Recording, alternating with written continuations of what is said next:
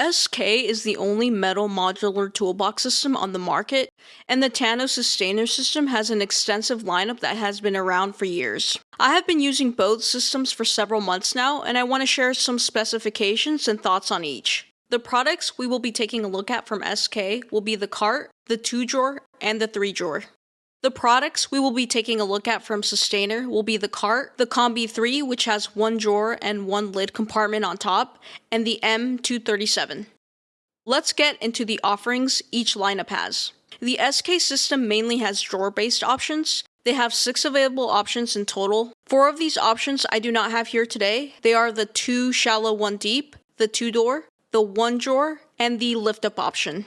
The Systainer lineup is really extensive, and I'm not doing a deep dive in this video, but I'll give a brief breakdown and highlight some key differences between the two systems. Systainer has way more variety in sizes, colors, and accessories. Systainer has offerings in small, medium, large, extra large, and that's just their base lineup. All of these sizes are cross-compatible and can be placed on a cart. Here's a picture better illustrating what I mean. As you can see on the bottom, you have the large Systainer, and then on top you're able to stack any medium, small, whatever base offering Systainer has, you're able to just stack on the cart. Their accessory lineup is extensive. For example, they have lid inserts, bottom inserts, organizers for screws, open toolboxes that you can set on top, mobile workstations, a drawer system. You get the point. I'll leave a link to their catalog in the description. Systainers have replacement parts available for pretty much all of their components. Most of the Systainer options have lids rather than drawers. Another huge advantage that Systainer has is that they are compatible with brands such as Festool and Mafel. Here's a graphic from their catalog showing the different brands that use Systainers. This makes them an extremely convenient choice for those who unknowingly already invested in the system. And the last difference is that Systainers have been around longer. I know SK Tool as a tool brand has been around for a few years, but their toolboxes are relatively new. Systainers have had a total of 3 product generations, and every time Tanos has updated their lineup, they have made sure to keep all of their products from previous generations cross-compatible with their new lineup. So if and when Tanos decides to update their lineup, I would expect them to keep that going. I can't say the same thing about SK for now. Those are the main differences between the two lineup offerings. It might seem like the Systainer system is going to blow SK out of the water, but I think the comparison may surprise you. Okay, let's go ahead and look at the carts. The price of the SK cart is $89.99. The SK cart is made from metal and plastic. The frame of the cart is welded from heavy metal. You can see the welds in the corners. The plastic overlaps the steel, and then that entire assembly is screwed onto the frame. The cart has metal feed-throughs welded to the frame in case you want to secure your toolboxes during transportation. You install the wheels with a wrench on this cart. The threads on the wheels are 3/8 of an inch, and SK does include a wrench in the box. 2 of the wheels are going to be lockable, and 2 of the wheels are free spinning. The handles on the cart are decent and are easy enough to grab. The weight limit on the cart is 500 pounds, and the cart weighs 13.33 pounds. The size of the cart is 15.8 by 22.4 by 6 inches. The price of the Systainer cart is $99. This cart is mostly made from plastic, excluding the metal portions on the wheels. This cart also has feed-throughs for straps. The Systainer cart comes pre-assembled. You can remove the wheels on this cart using a 6mm hex key. 2 of the wheels are lockable, and 2 of the wheels are free spinning. This cart has 4 cutouts to grab with your hands. They are very nice. The weight limit on the cart is 220 pounds, and the cart weighs 6.5 pounds. The size of the cart is 15.96 by 20 by 6 inches. Pause here to look at the cart features side by side. Let me show you how both of these carts maneuver while I share my thoughts. Overall, both of these carts get the job done for me, but I prefer the SK cart. When I first got this cart, I was extremely impressed that it came with a welded metal frame. Not to mention the SK cart is $10 cheaper. Before we take a look at the toolboxes, let me show you how to install and remove them. For the SK, you simply line up over the 2 green tabs on both sides and let go. To remove, you pull horizontally on the green tabs found on both sides, and then pull up. On the Systainer cart, you first line up the feet from the toolbox onto the indentations on the cart. Make sure to line up the front of the toolbox to the front of the cart where this tab is. You then turn the tab 90 degrees to lock the box into place. To remove, you just do the opposite. Let me show you how to install one toolbox to another toolbox because there are some details that are different compared to installing on a cart. The first part of the install is the same. Make sure the feet of the toolbox line up to the indentations on top of the toolbox. Depending on the orientation of this tab, or T-lock as it's called, it performs a different function. In this position, the bottom toolbox is locked, but the toolbox on top can slide off. In this position, both the bottom and the top toolbox are locked. In this position, the bottom box can be open, but the lid is locked onto the top box, letting you reach into any box when stacked. You do not need to unstack like other systems.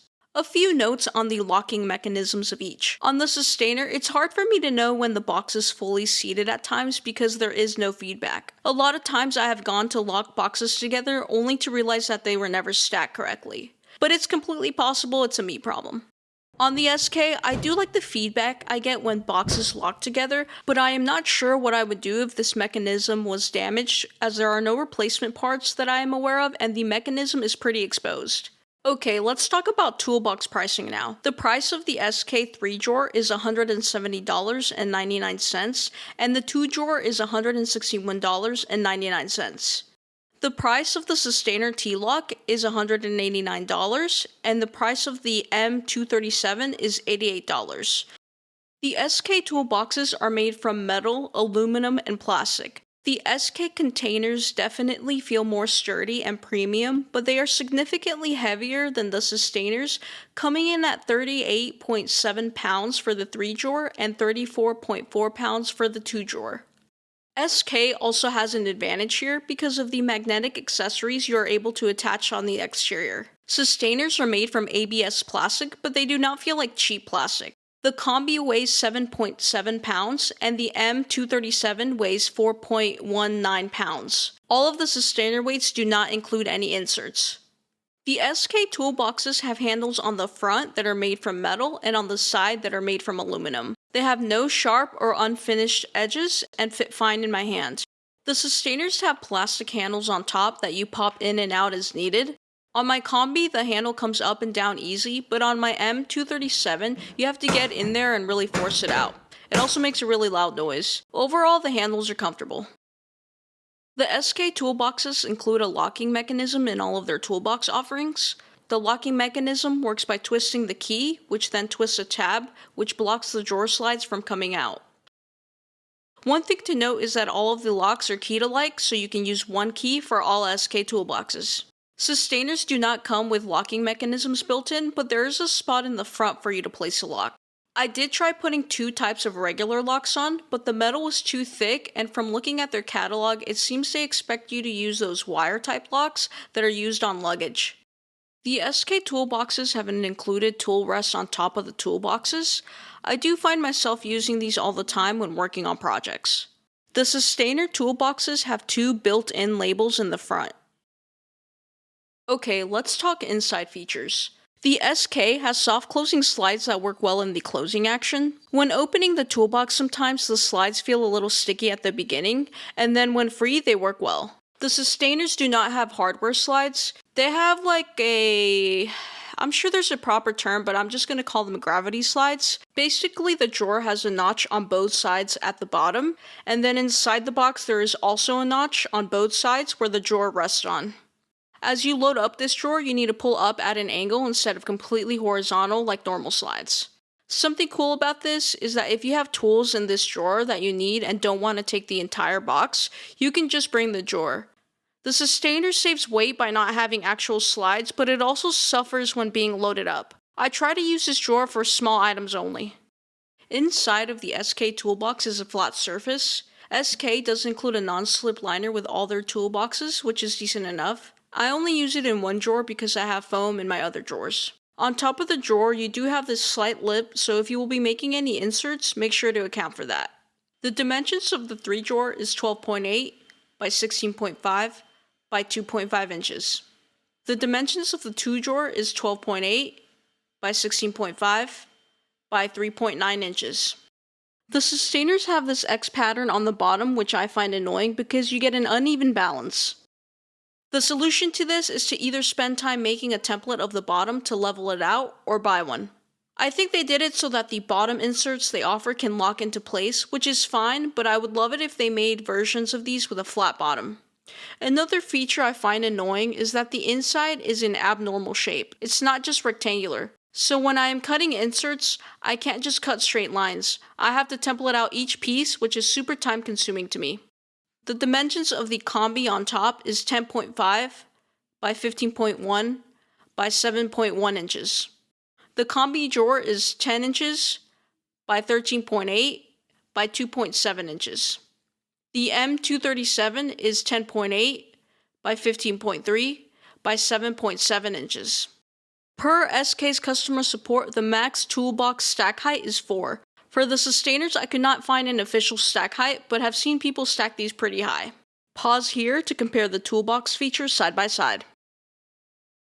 I prefer using the SK toolboxes for my daily workflow as I do my hobbies in a stationary environment. However, if you're frequently moving around, it's worth considering the weight difference. The SK system is simpler, and while it has limitations in terms of size and stackability, the build quality is excellent, especially for the price. I use Systainers mainly for long-term tool storage or organizing kits. For instance, I store my Dowelmax system and its parts in one, and I keep my orbital sander and sandpaper in another. If you're looking for a complete system with a wide range of flexible options, the Systainer system might be a good fit for you. Just be prepared for the high costs, it can get expensive quickly. Overall, as I said in the beginning, I use both systems and plan to continue using both of them. Thanks for watching. Please consider subscribing if you found this video useful.